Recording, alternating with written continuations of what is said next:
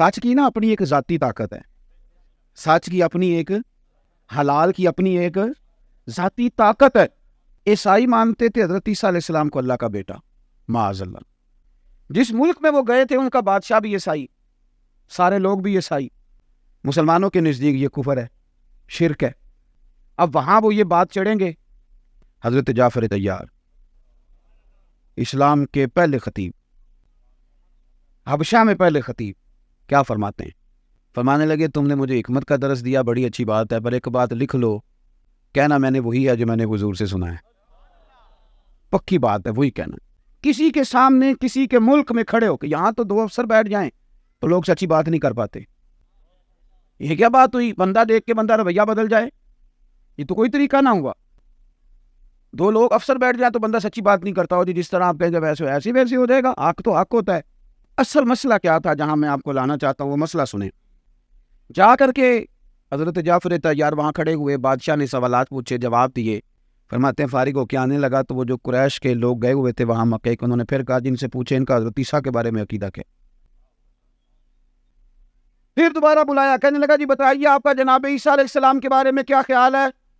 یہ ہے وقت جب آپ نے عقیدے کا اظہار کرنا، یعنی ان کا ملک، ان کا حکمران، ان کے لوگ۔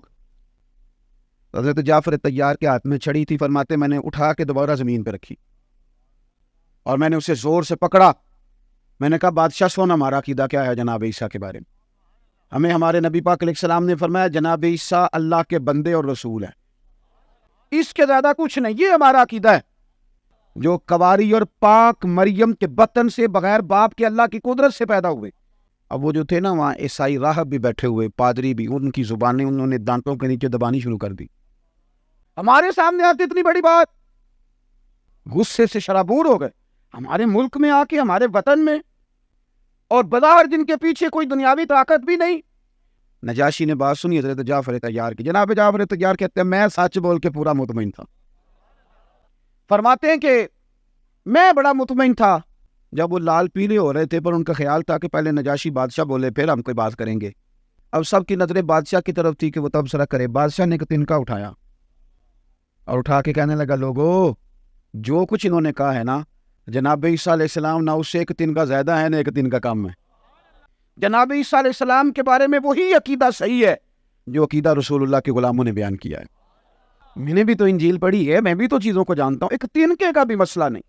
اور ہمارے حکمران یہ عقیدہ بیان کرنے کی طاقت رکھتے، وہ آپ کے سامنے حلف اٹھاتے شیروانی پہن کے، ہاں، اور جب ایئرپورٹ پہ اترتے ہیں نا ان کے سٹائل بدل جاتے ہیں۔